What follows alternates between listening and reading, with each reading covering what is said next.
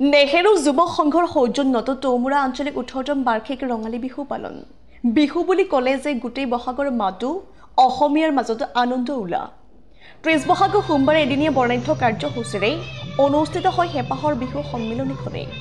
ৰাতিপুৱা 7 বজাতে সমূহীয়া চাফাই, আকৌ বিহু পতাকা উত্তোলন, শ্বহীদ তৰ্পণ আৰু বহুতো কাৰ্যসূচী পালন কৰে। সাংস্কৃতিক সন্ধিয়াৰ বিশেষ আকৰ্ষণ হিচাপে উপস্থিত থাকে কুমাৰ ধীৰাজ আৰু তুলিকা কলিতাৰ গীতৰ শৰাই। লগতে মন্ত্ৰী চন্দ্ৰমোহন পাটোৱাৰী আৰু মন্ত্ৰী জয়ন্ত মল্ল বৰুৱাক ধন্যবাদ জনাই উদ্যোক্ত সমিতিয়ে। নলবাৰীৰ পৰা সুৰদীপ বৰ্মনৰ ৰিপৰ্ট, নিউজ 24 অসম। ৰাইজতে মই সমূহ অসমবাসীলৈ পলমটো হ'লে ৰঙালী বিহুৰ শুভেচ্ছা জনাইছোঁ। আমাৰ ৰাইজৰ সহযোগত প্ৰতিজন আমাৰ যুৱকৰ প্ৰচেষ্টাত বিহুখন আমি ৰাতিপুৱাৰে পৰা সাফল্যমণ্ডিতভাৱে আগবঢ়াই নিছোঁ। আৰু এই বিহুখন পতাৰ ক্ষেত্ৰত আমাক অসম চৰকাৰৰ জ্যেষ্ঠ মন্ত্ৰী, আমাৰ টিহু সমষ্টিৰ স্থানীয় বিধায়ক শ্ৰদ্ধাৰ চন্দ্ৰমোহন পাটোৱাৰীদেৱ তথা নলবাৰী সমষ্টিৰ বিধায়ক তথা কেবিনেট মন্ত্ৰী জয়ন্ত মল্ল দেৱৰে যথেষ্ট সহায় কৰিছে আৰ্থিকভাৱে, বা আমাক যিকোনো ক্ষেত্ৰতে তেখেতসকলে সহায় কৰি এই বিহুখন গৈ আজি 18তম পৰিণত হৈছে, বা 18বাৰ আমি আয়োজন কৰিছোঁ। তেখেতসকলৰ সহায় সহযোগ অবিহনে আমি বিহুখন এইভাৱে আগবঢ়াই নিব নোৱাৰিলোহেঁতেন। আৰু যিখিনি উন্নতি ইয়াত হৈছে, বিভিন্ন মন্দিৰ বা সংঘ বা শিৱ মন্দিৰ বা এই ফিল্ডখন আমাৰ শ্ৰদ্ধাৰ পাটোৱাৰী ছাৰ বা শ্ৰদ্ধাৰ জয়ন্ত মল্লদেৱ বৰুৱাদেৱৰ যথেষ্ট অৰিহণা আছে। গতিকে আশা ৰাখিছোঁ আগন্তুক দিনতো আমি এই ধৰণে অনুষ্ঠানটো উন্নত কৰিবলৈ চেষ্টা কৰিম। এই ক্ষেত্ৰত আমাক চৰকাৰৰ সহযোগৰ লগতে বিভিন্নজন ৰাইজৰ সহযোগিতা নিশ্চয় সদায় কামনা কৰিম আৰু আশা কৰিছোঁ এই ক্ষেত্ৰত আমাক সকলোৱে সহযোগিতা কৰিব। আমি আমাৰ এই কাৰ্যসূচীটো আজি বাট কৰি বাই আহি উত্তৰ তমুৰা আমাৰ যি আঞ্চলিক ৰঙালী বিহু সন্মিলনী এই উদযাপন সমিতি হৈছে আজি 18তম বৰ্ষত আমাৰ চলি আছে।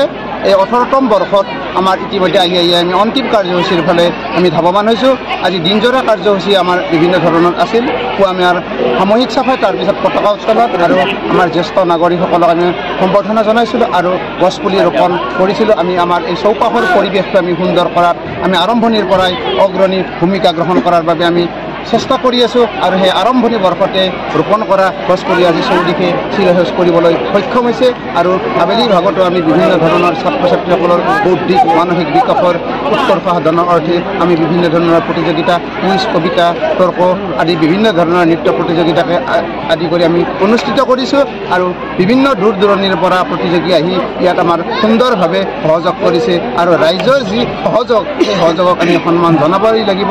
আমি নলবাৰী উত্তৰ প্ৰান্তত অৱস্থিত আমাৰ নলবাৰী সমষ্টি, এইবাৰ আমি নলবাৰী সমষ্টিত কৰিছোঁ। আমাৰ স্থানীয় বিধায়ক তথা আমাৰ পৰ্যটন মন্ত্ৰী মান্যবৰ জয়ন্ত মল্ল বৰুৱাদেৱে আমাক সহায় সহযোগিতা কৰিছে। ইয়াৰ আগত আমাৰ চন্দ্ৰমোহন পাটোৱাৰীদেৱে কৰিছে। যদিও আমাৰ যিখিনি গাঁৱৰ স্থানীয় ব্যক্তি আছে, আমাৰ ওচৰত যিকেইখন গাঁও আছে, সেই গাঁওখিনিৰ যি আমাৰ অৱদান, সেই অৱদানৰ পৰা আহি আজি আমি এইখিনি পৰ্যায় পাইছোঁ।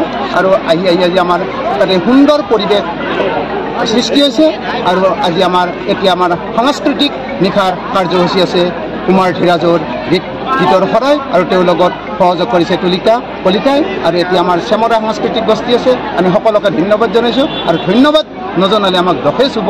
আমাৰ এই অনুষ্ঠানবোৰ আমাৰ সংবাদ মাধ্যমৰ জৰিয়তে চৌদিশে বিয়পাই যোৱাত আমাৰ সহায় কৰিব। আৰু পৰৱৰ্তী সময়ত আমি সংবাদ মাধ্যমৰ সহায় সহযোগিতা কামনা কৰিম। জ্যেষ্ঠসকলৰ আশীৰ্বাদ আমি চিৰকাম্য। আমাৰ জ্যেষ্ঠসকলে আমাৰ ইয়াত কাষত আছে সকলোকেইগৰাকী ব্যক্তিয়ে গভীৰ নিশালৈকে আমাৰ এই পৰিৱেশটো সুন্দৰত সহায় সহযোগিতা কৰাত সঁচাকৈ এক অগ্ৰণী ভূমিকা গ্ৰহণ কৰি আছে। আৰু আৰম্ভণিৰে পৰা একো গণ্ডগোল নকৰাকৈ আমাৰ অনুষ্ঠান হৈ আছে।